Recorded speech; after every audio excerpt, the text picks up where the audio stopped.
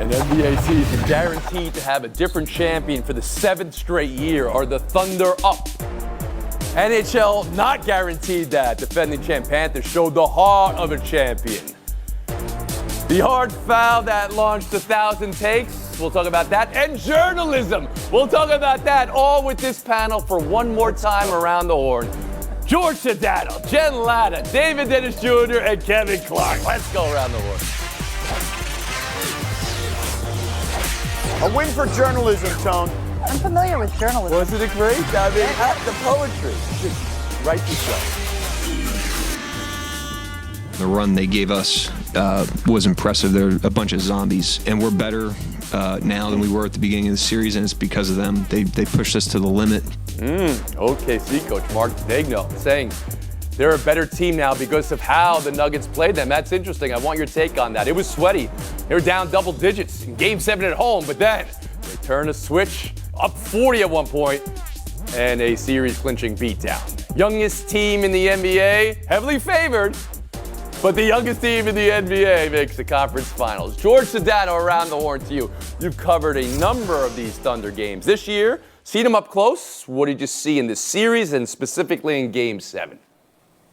Tone, two things real quick before I answer. Number one, I'm going to try not to cry. Number two, I'm going to break your banned word button today. I'm just letting you know on the front end. Okay, let's start with the Thunder. Tone, I've seen them since their first play-in game 2 seasons ago. Every single year, they seem to learn more and more. Every single year, I come on the show and say, they're younger than a bazillion college teams, and they are learning on the job. Sometimes it's better to be lucky than good with the Aaron Gordon situation, but heading into this series, there was this chatter, oh, they can't win the close games because all they do is blow people out. They're too young. They can't overcome the champs. Well, here they are. They overcame a former champion, the best player on the planet. They lost the first 2 clutch games. They won the next 2, and then they overcame a deficit early, blew them out of the water in Game 7. This is a team that continually understands the moment. They have a phrase that they like to use, Tone, which is win the days in between and reset to neutral. No matter what happens, the day before, the day after, win or loss, it doesn't matter. Get back to a neutral state of mind. That's Mark Daigneault's culture that he's established, and it disparages the narrative that young teams can't win. You did it I again. think it's their time. But I love the inside information from George. Now, Jen Latta, around the horn to you, what you saw from these Thunder in this Game 7 win. Well, I appreciate George emptying his reporter notebook after covering the series. That is good work by him. And I do think that Nikola Jokic is obviously going to be home in time to fulfill his Serbian responsibilities. But they shot 49% from the floor, guys. And in part, that was because they were able to break the zone that had troubled them earlier in the series, getting the ball at the free throw line, attacking the rim. I think they're 27 dunks or layups, tied for second most in all of the games this postseason. But they also, guys, forced Jokic into having a bad game. 20 points. He had some turnovers, only 7 assists. I think he averages 10. So if you can force one of the MVP candidates into a bad night, that's a recipe. One of the MVP candidates. There was this great theory, they should have put the MVP in the middle of the court and just had the winner, SGA or Jokic, carry it home. David Dennis Jr., around the horn to you. The Oklahoma City Thunder did something that is so rare for a young team. They showed up in Game 7 and overperformed what the expectation for them for. They had some jitters at the beginning, but everybody stepped up, whether it was Caruso playing 80% of the defense against Jokic and helping to shut him down relative to what Jokic is used to doing. Then there's SGA playing on both sides of the court. But to me, the story is Jalen Williams, after that really abysmal Game 6, showed up and was the second best player on that Thunder team. Everybody on this team elevated to a new level, and they went through this series to make them better and better primed to have a championship level run. Winning 3 of the last 4 games against this Denver Nuggets team has positioned themselves to be ready to go get that championship. I'm hearing what you guys are saying. You're impressed with the way they grew. This was a 68-win regular season team, though. There was an expectation that they have to make this conference finals. Kevin Clark, around the horn to you. I'll borrow a phrase from boxing, which is that young teams don't age in years, they age in games. And so, yes, they are a better team after playing a series like this. They've become a veteran team. They feel like they've been together for a long time. And so, no, I don't even consider them that young of a team. And if we had all these stats last year about how they were younger than North Carolina or all those college basketball teams or whatever, but for me, the most impressive thing is the defensive game plan they had against the presumed MVP. Because guess what? The best way to not have him destroy you with the ball, don't let him get the ball. Fewest touches he's ever had in a playoff game. That's all due to Alex Caruso. Yeah. And so when I look at this, I'm just thinking about the fact that they have the best mark when down 10 points in 27 years by a team. That's what the Kansas City Chiefs are able to do, and that's what the Oklahoma City Thunder are able to do. Oh, that's a cross-sport band phrase there from Kevin Clark. You said presumed MVP. I think SGA is the presumed MVP this season, right? I mean, I think people MVP think candidate. Jokic would have been winning it if he hadn't won the last few. Another, to borrow a phrase from boxing, styles make fights, right? And this was an example of that. This was a tougher matchup because the style differences. What happens next with OKC in Minnesota will be thrilling. But we move on now for the Knicks because they're still big bonging out in 7th Avenue outside MSG. Unbelievable. Street lights, people living just to find the motion. It's not the finals, though. Life is all about managing expectations, isn't it? Beating the champs is great, and that's what New York just did. Now a rematch from last year to who went into your building and beat you in a Game 7. Knicks Pacers. David, before we get there, are the Knicks a different team this year, and how? Well, as somebody who never doubted the Knicks at any point in the playoffs, vindicated about what they've done so far. But yeah, the Knicks are a different team right now because they are now unexpectedly the big dogs in the East. They came in as sort of the little brother to the Celtics and the Cavs. Nobody gave them a shot, and they earned that victory against the Celtics. And now they have home court advantage against a Pacers team with the expectation for them and that fan base that they are going to make it into the finals. This is not going to be an easy series. The Pacers have an explosive offense. They're just as good in the clutch, and the Knicks are going to have to take that big dog mentality they had in Game 6 to take out Boston and use that all through this Eastern Conference Finals. Kevin Clark, what do you see with the Knicks? Do you see a different team right now? Yeah, absolutely. And we'll start here, which is that they led more in this game than the entire rest of the series combined. So yeah, I saw a different team. Also, if you're fan policing and saying, oh, the Knicks shouldn't go, their fans shouldn't go out on 7th Avenue and do this, it's not the finals, get another hobby. The Knicks fans have been waiting for a release like this for a decade or more. All of the losses, all of the tanking, all of the Isaiah Thomas and the bad coaches and all of that stuff, it's finally over. This is a team New York can be proud of, and it's sustainable. That's the most important thing for me. The Celtics got blown out by a bigger margin than any defending champion ever in an elimination game. This is a special team. I really like this Knicks team. George Sedano. Two things, Tone. I'll keep it very simple. They were 0-13 against the top 3 seeds in the regular season. Their defense was in the bottom third, a Tom Thibodeau team with a defense in the bottom third, and that is completely flipped in this postseason. Whether it was, and that's the difference right now. The NBA, the regular season and the postseason don't translate anymore. That's just how the game seems to be headed over the last couple of years, particularly. But this is a perfect season to encapsulate that. And look, their defense is so good, Tony. Dare I say, it's elite. Oh, I know what you're doing here, but I want to get to you ask a beautiful question, a reporter's question. Why did it switch so quickly for the New York Knicks? You can tell me the regular season is different than the postseason. Jen Lato. Two things. I'll go back to you, George. Jen, please. I do think that some of it is buying into Tom Thibodeau, and I'm a huge fan. I'm thrilled that he was able to get these guys to gel. But even he made some adjustments during this series defensively, right? Asking guys to switch more often than they were used to. And Thibodeau is a guy who has been criticized so much during his coaching career for being too demanding, for putting too much on his players. These guys have welcomed it. They have embraced it. I will say this, though. After the game, he was asked about what he thought of the game, and he said, I thought we played pretty terrific. An effusive praise from Tom Thibodeau? Who are you and what have you done with the coach that we know? All right, Sedano, back in. No, Jen nailed it. The switching. He switched more than he's ever had in his career. And I'll also add, the reason that happened, Mitchell Robinson's health. Mitchell Robinson allowed them to play defense that way in a way that they're not familiar with. We know how valuable a player is in the league. You can get lost on what his shot looks like or in the regular season, the ups and downs of his games. The last 4 minutes of a playoff game, who else in the world do you want more? Jalen Brunson on the offensive side, the clutch player, and Mikal Bridges on defense, where he just takes the ball away from the opposition to win games multiple times in this series. One more thing here. I said it as we started the show. 7th straight year, we're going to have a different champion in the NBA. It's the first time it's ever happened. Is that a good thing, George Adano?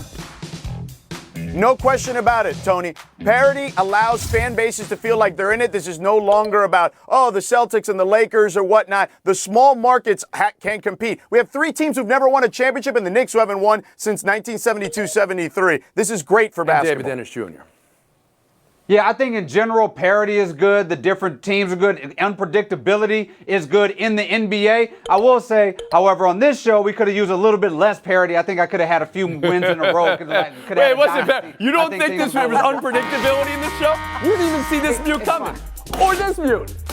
Or this mute. You don't see it coming. Where are you going now, David? You didn't see that one coming. You know what, Tone? If he was a generational panelist, then that would have been the case. Oh, my goodness. What are you doing, Sedano? We're taking a break. Buy yourself next.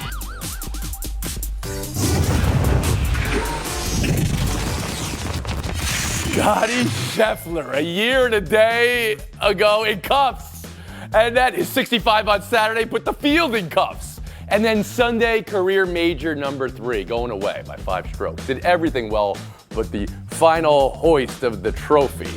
The trophy, long tradition on this show where I call it the Wanamaker trophy. This Nike ad was phenomenal work as well, playing up the cuffs, of course, and last year's whole scene. Kevin, buy or sell the weekend that was for the PGA Championship.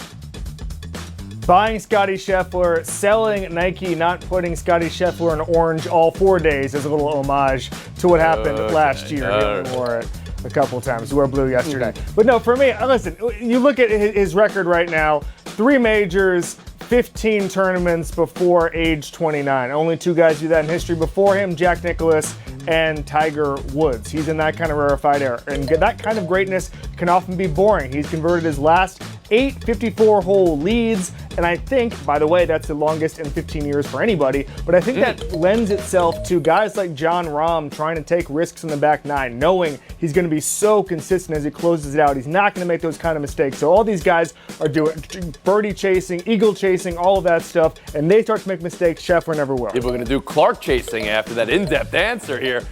George Sedano, what are you buying from the PGA?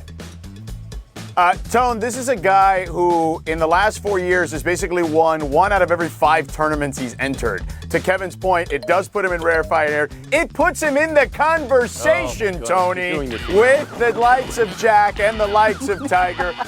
Listen, I hear what you're saying. Can we put pause on that for a second? Because sometimes, you give me that stat, he wins 1 in 5. And I'll tell you, there was the enormous break in the way we watch golf. I mean, half the tour went to live, right? So we have to be acknowledging of that. Like half the best players in the game left the tour. Now he's winning 1 in 5. But they're all playing in the majors. That's right. And he's got 3 now of he's those. got 3. Jen Latta, around the horn to you. Well, when I first heard that he had a new driver, I thought it was an ode to the police. He was able to course correct, if you will, and still hold the Wanamaker. You would think that they would know by now that the top doesn't stay on that sucker, but they all drop the top every single time. The other thing I will say, guys, is we've been conditioned to think that greatness looks a certain way, that the best looks a certain way, that there's a brashness, a cockiness that goes along with it, that there has to be a rival and a feud. There's none of that. Good luck finding somebody that dislikes this guy. He's so stinking likable, and he makes golf more accessible. So stinking likable. I love the way you said. David, one thing, your takeaway from the PGA. Is the fact that he can win ugly, now playing particularly well on Sunday and still being able to pull away and having that, making everybody else nervous to the point where he can just play as well as he possibly can, but not great and still win. Well, he did set the course on fire on Saturday. We'll move on. Buy or sell 2 NHL closeouts from this weekend. Dallas doing it in overtime on the power play to vanquish the Jets. Stars' third straight conference finals. And Florida, well, repeat still in play. 3 in the second, 3 in the third. The Leafs leaping the season as the drought continues there. David, what to buy, what to sell from these closeouts? Buying the Panthers here and their dominant win. They're now 3-0 on the road in Game 7. That is killer instinct and championship level hockey from a team that's trying to go back Kevin again. Clark. Yeah, selling the Maple Leafs as hard as I possibly can. Austin Matthews now 0 for 6. 0 goals in Game 7. At some point, you're going to want to score some goals there, Austin Matthews. But with this Maple Leafs team, which cannot get out of its own way, one of the worst plus-minuses in the history of the playoffs in 2 consecutive home games, -10. That's pretty bad. George Sedano. Tone, I'm going to steal a line David would have probably used. To be the man, you got to beat the man. And Toronto wanted the man. Their fans wanted Florida, and it became problematic for them, Tone, in this series. Strong argument, though. Jen Latta, to you. Oh, George is doing such a good job with this, guys. All playoff hockey is good hockey. I am buying that. And I am also not going to make the mistake that we made last year on this very show during the Stanley Cup final and forget about Sergei Bobrovsky. Yes. That's right, Sergei Bobrovsky. Yes, Bobrovsky. all right. I'm going to So say his that's name what- multiple times because we forgot about him. Well, the Last champs year. are still in it. Not like the NBA. We could have a repeat champion there. Buy or sell 3. WNBA opening weekend. No shortage of headlines. Opening game scoring records for both Nafisa Collier and Kelsey Plum. Liberty over the Aces in their big head-to-head. Lynx Redemption Tour starts with 2-0. But it's the moment in Indiana that got everybody's attention. Clark on Reese. Refs reviewed it, called it a flagrant 1 after the game. Here's Caitlin Clark and Angel Reese addressing it. Let's not make it anything that it's not. It was just a good play on the basketball. Basketball play, refs got it right. Move on. And after that, the WNBA also had a release talking about they're looking into allegations of hateful fan interactions coming out of it. Jen, was this basketball play like the player said? Look, I grew up watching basketball in the 90s. If you think a flagrant foul with a couple of technicals tacked on is going to make me clutch my pearls, you have got it all wrong. I love fierceness. I love competitiveness. I love a rivalry. I love what these women are building. And I also think that you should believe that if the men can play tough, the women can play tough as well. I believe it was a basketball play. Clark trying to keep her from scoring inside, which is where Angel Reese does almost all David of her Dennis damage. Jr.? Selling this as a big deal, intense play, hard foul. Angel Reese got upset. Happens all the time. What I would rather talk about is the fact that the Fever look like an actual top 4 team in the WNBA, and Caitlin Clark. You're going there like an already. actual One win. They look MVP like it. Okay. Candidate right now. That's why I had it them coming at the beginning of the season. Yeah. They look every bit of that. Make a season guarantee. I'm not going to be here to mute you. You got them in the finals, it sounds like. Are they going to get there? Kevin Clark, around the horn to you.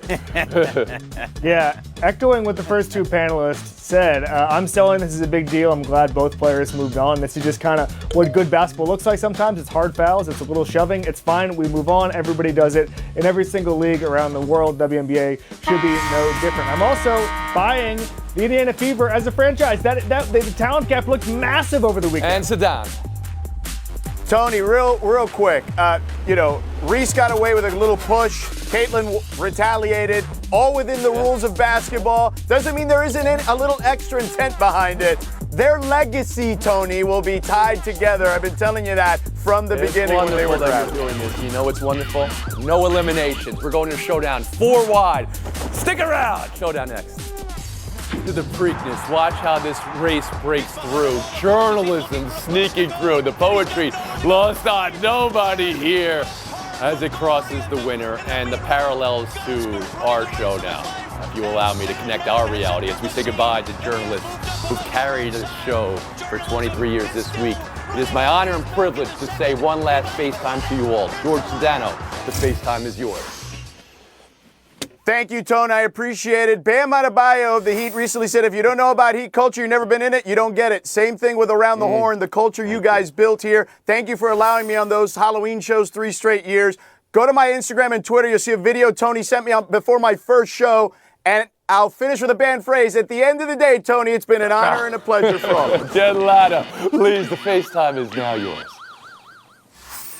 As far back as I can remember, I always wanted to be on Around the Horn. Taking some liberties with the Goodfellas quote, I know, but it's true. I remember being a 20-year-old watching the show in my apartment every afternoon, and I believe I hold the distinction of being the last panelist to join the show. Shows, people, stories, those are parts. The soul is Tony and this crew who have always led with kindness, compassion, curiosity, and camaraderie. This community is the soul of this show. It has been a pleasure to be on. Evan Clark, FaceTime now yours. I was thinking as I was driving in today what the high school version of myself would think eating my mom's chicken parm on a couch in Orlando, Florida, watching this show if he saw that I was on this show now or the last 2 years. It's been a special journey, one of the great highlights of my life. The photo of Teddy being able to watch my first episode is something I'll cherish forever. My parents going to a sports bar in Orlando to watch every episode together. I love this show. Thank you, everybody. David Dennis Jr. now, FaceTime. Tony Reali, I wish I had a prop or some entertaining way to say this. This is about you. I love you. You're one of the best people I've ever known, one of the kindest guys I've ever known. You make me a better person. You make me a better dad. And even though our time here is limited, we know it's unlimited, Tony. The salad and breadsticks at Olive Garden, buddy. Every time next time we can go have a nice Italian slice, buddy. You and me. I can't mute you. I'm not going to mute your final FaceTime. There it is. When you're here, your family on this here show, and I hope you guys, I know you guys feel that, and it's wonderful. You didn't have to do your FaceTime on us. You could have done the GOAT debate, Jordan versus LeBron. Ready for a pretty busy week in sports, beginning with the NFL owners' meetings. They'll be in Minneapolis tomorrow and Wednesday, and there's expected to be a vote on playoff seeding. The Lions proposed seeding by record regardless of division finish. That was tabled last month and then modified. Now the proposal is to reseed based on record after the wild card round. To give his take on some more of these potential rule changes, we bring in our guy, NFL analyst Peter Schrager, with us now. Give me your take. Do you think that we need some changes to playoff seeding? I don't think so, and I don't know if the league owners are going to agree here. I feel like there is a big discussion amongst the league office, and this became relevant with the way the Vikings season went this year. But truth of the matter is, you can't have a schedule where not everyone plays the same exact teams and then say at the end, well, this team won more games, so they should be rewarded instead of division. I'll also add this. Cleveland Browns haven't hosted a playoff game since 1995. You're going to change the rules, and then when the Browns do win the division, because they will one day, you're going to tell them, well, sorry, the Dolphins and the Jets and maybe the Jaguars had more wins, so you don't get to host a playoff game. It's just how it worked out this year. I don't see enough movement from the owners. I know the league would like people to consider this, but it keeps it more relevant week 17 and 18, but I don't see the groundswell of support, not this year at least. Yeah, it feels a little knee-jerk, mostly because last season we had 4 wildcard teams that had better records than divisional teams, so of course people always propose changes. Speaking of which, another potential rule change. Looks like a vote on banning the tush push is gonna happen tomorrow at the owners meeting. The Packers proposed banning the play that Philly has had great success with, but owners tabled a vote at the annual spring meeting last month. All right, so the Packers proposal would prohibit offensive players from assisting a runner in certain ways and would ban interlocking interference. Green Bay's proposed adjustment, to be more specific, quote, prohibits an offensive player from pushing a teammate who was lined up directly behind the snapper and receives the snap immediately at the snap. Now the Packers are saying they want this ban because of player safety and pace of play. And yeah, I've got some real estate to sell you in Alaska. But how do you feel about a potential plan on this tush push? Hey, the empirical data is out there. There have been 0 injuries based on the tush push. 0. Right. And yet, the league's official doctor, Dr. Alan Stills, came out at the league meetings in March and used the word catastrophic injury as something that they've discussed as a possibility with the tush push. That's all I need to hear. When the league says the words catastrophic injury, it tells me they want this out of the game. And the fact that it was tabled without having the votes back in March and moved to May tells me that Park Avenue, maybe the commissioner himself, is just fine without having a potentially life-altering, dangerous play in the sport. It's also not aesthetically pleasing, and that's what you hear a lot. That said, again, it's the owners. 24 different owners have to vote to overturn the tush push. I would say this. The verbiage and how it's used, they can kind of massage the language a little bit. So there is some flexibility, I know there are a lot of people in that league office who would like to see this thing gone. I just don't know if they have the votes to make it happen. Wednesday's the vote. Yeah, I know a lot of people in Philadelphia that don't want it banned at all. By the way, Week 10, Philly will face the Packers in Green Bay on Monday Night Football. It's